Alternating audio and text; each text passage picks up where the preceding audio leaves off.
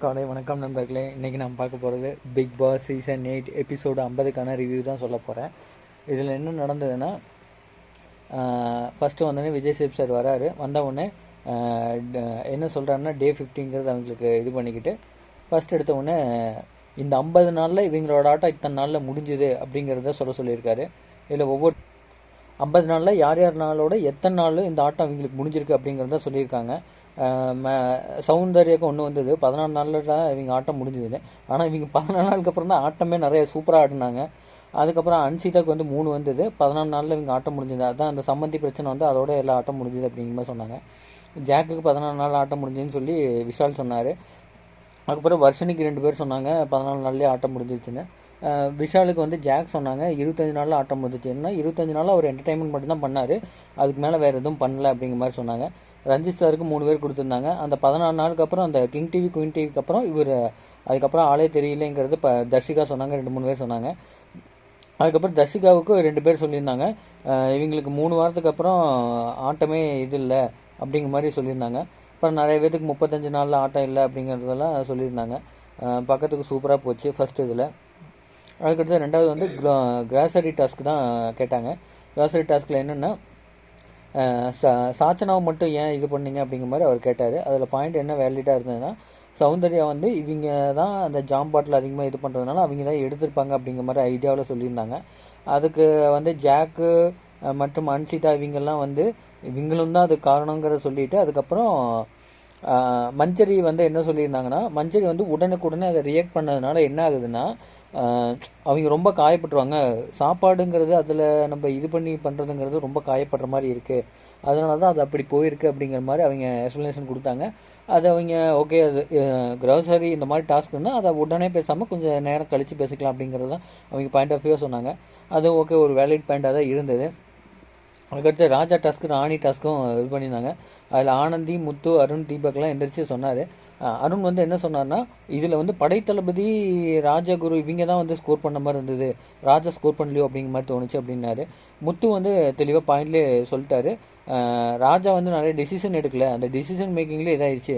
அதே மாதிரி அந்த ஃபோட்டோ வந்து என்ன போட்டிருந்தாங்கன்னா, ஈஸ்ட் ஃபைட்டர் டூ நத்திங்கில் ராஜாவோட ஃபோட்டோ தான் அதில் போட்டிருந்தாங்க. அதில் என்ன புரிஞ்சுதுன்னா, ஈஸ்ட் ஃபைட்டர் டூ நத்திங்கில் தான் நீங்கள் இருந்தீங்க, அதுதான் அது காரணம் அப்படின்னு தெளிவாக சொல்லி அதை சூப்பராக இது பண்ணியிருந்தார். அதுக்கப்புறம் தீபக் சார் வந்து அதே தான் சொன்னார், ராஜா கிட்ட ஐடியா நிறையா கேட்டோம், அவர் இன்புட்ஸ் தராதனால நாங்களே எல்லாம் இன்புட் சொல்ல வேண்டியதாக இருக்குது அப்படிங்கிற மாதிரி அவர் சொன்னாங்க. ஆனந்தி வந்து என்ன சொன்னாங்கன்னா, கிடைத்த ஒரு வாய்ப்பை நல்லா பயன்படுத்தியிருக்கலாம், நிறைய இன்புட்ஸ் கொடுத்துருக்கலாம் அப்படிங்கிற மாதிரி தோணுச்சு அப்படிங்கிறது அவங்க சொன்னாங்க. அதுக்கடுத்து ராணிக்கு வந்தாங்க. ராணி வந்து சுத்தமாக ஆடலைங்கிறத அவங்களே ஒத்துக்கிட்டாங்க. மஞ்சரி இவங்கெல்லாம் வந்து கேரி பண்ணி அதெல்லாம் எடுத்துகிட்டு போனாங்க. ஜாக்கும் சூப்பராக இது பண்ணாங்க.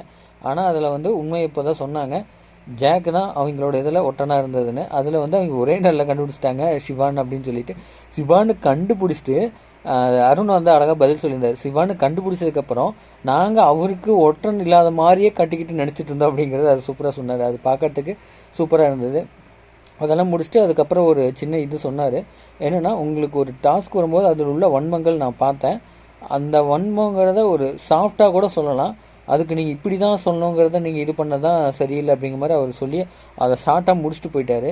அதையும் வந்து கொஞ்சம் டீப்பாக அது என்ன நடந்ததுங்கிறத அது தெளிவாக சொல்லியிருந்தால் இன்னும் சூப்பராக இருந்திருக்குன்னு எனக்கு தோணுச்சு. அதை கொஞ்சம் மிஸ் பண்ணிட்டாரோ எனக்கு தோணுச்சு. அதுக்கப்புறம் எவிக்டரில் யார் யாருன்னா, ஃபஸ்ட்டு வந்து விஜய் விஷால் சேவ் பண்ணி ஃபஸ்ட் ரவுண்ட்லேயே போயிட்டார். ரெண்டாவது ரவுண்டு வந்தவுடனே முத்து அருணையும் வச்சு சேவ் பண்ணிட்டார். சேவ் பண்ணிவிட்டு மூணாவதில் வந்து என்ன பண்ணார்னா, மூணாவதில் ஜாக்லின் மற்றும் சௌந்தர்யா சாச்சனாவை மூணாவது ரவுண்டில் சேவ் பண்ணாங்க.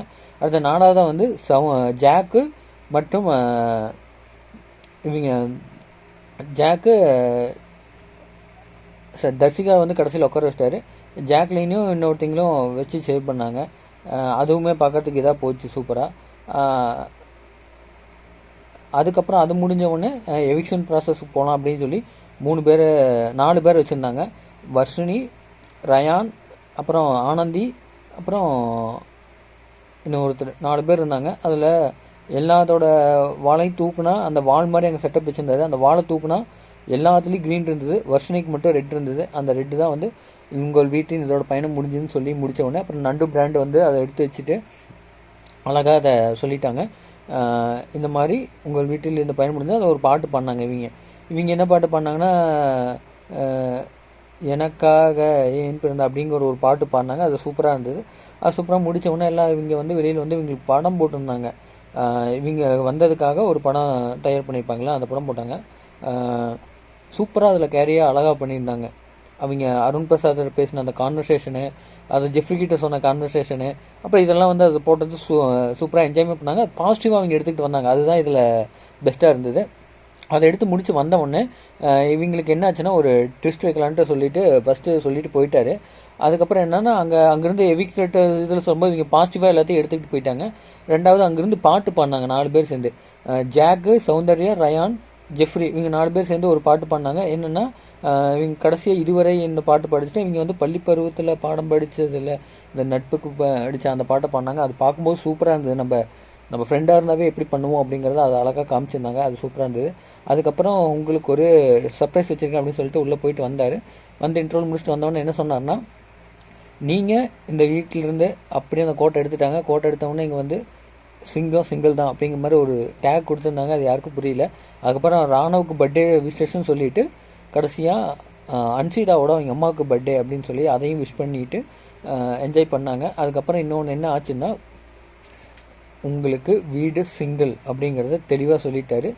இனிமேல் ஒவ்வொருத்தரும் இண்டிவிஜுவலாக தனித்தனியாக கேம் ஆடணும். இண்டிவிஜுவல் இப்படிங்கிறத இனிமேல் தான் பார்க்க போகிறோம். அதில் என்னென்ன நடக்குதுங்கிறத நம்ம அடுத்த வாரம் பார்த்து எதாவது சொல்லுவோம் அப்படிங்கிறத சொல்லிட்டு சூப்பராக போயிட்டாரு. சொல்லிட்டு போய் முடித்த உடனே அப்புறம் இவங்கெல்லாம் வந்து ஃபன் இதில் என்ஜாய் பண்ணி ஜாலியாக இது பண்ணிட்டு இருந்தாங்க. அதுக்கப்புறம் இவங்கெல்லாம் வந்து ஒவ்வொரு இடத்துல மஞ்சரி கான்வர்சேஷன் வச்சுருந்தாங்க. மஞ்சரி, முத்து மற்றும் தீபக் அவங்க என்ன சொல்லியிருந்தாங்கன்னா, இதில் வந்து எப்படி இதாகிடுச்சுன்னா, அப்போ உடனுக்குடனே அதை கேட்டால் தானே அதுக்கு பதில் கிடைக்கும், நம்ம ஏன் தள்ளி போடணும் அப்படிங்கிற கான்செப்டில் வச்சதை அவங்க வந்து இப்படி பண்ணிட்டாங்க அப்படிங்கிறதெல்லாம் சொல்லியிருந்தாங்க. அதுக்கப்புறம் இதெல்லாம் ஒவ்வொன்றா பேசி முடித்தவொடனே ராணுவ பர்த்டேக்காக முத்து ஏற்பாடு ஒன்று பண்ணியிருந்தாரு.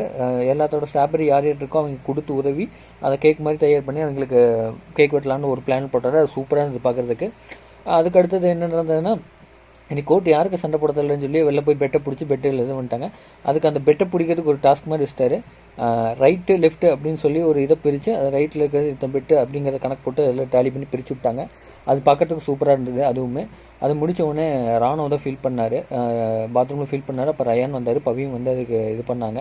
அது பார்க்கறதுக்கு இதாக இருந்தது. ஏன்னா ஒரு பர்த்டே கொண்டாடும் போது அவங்க ஃபேமிலி இல்லைங்கிறது அதனோட ஃபீலிங் வந்து ரொம்ப இதாக இருந்தது. அது அழகாக புரிஞ்சிக்க முடிஞ்சுது. அது பார்க்கறதுக்கு இன்னும் சூப்பராக இருந்தது. சூப்பராகவும் எபிசோடு போயிட்டுருக்கு. இன்னி வர வாரங்கள்லையும் நான் பார்த்துட்டு என்னங்கிறது சொல்ல. ஆனால் வீடு ஒன்றானதுனால நீ பக்கா சூப்பராக போகுது கேமு. அது என்னங்கிறத நான் பார்த்துட்டு சொல்கிறேன். உங்கள் உதவி இல்லாமல் இன்றைக்கி நான் இல்லை நம்பிக்கல. லைக் பண்ணுங்கள், ஷேர் பண்ணுங்கள், சப்ஸ்கிரைப் பண்ணுங்கள். தேங்க்யூ, பாய்.